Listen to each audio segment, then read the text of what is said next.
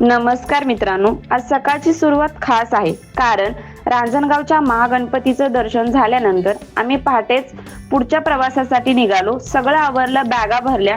मुली तर फार उत्साही होत्या आणि खरं सांगायचं तर मीही.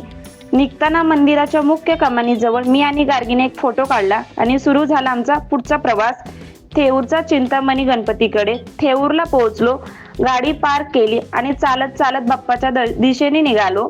आज इथे लाईन थोडी कमी होती, शांतपणे दर्शन मिळालं. मित्रांनो, चिंतामणी बाप्पाचं मंदिर खूप साधं आणि सिंपल आहे, पण मनाला थेट भिडणार आहे.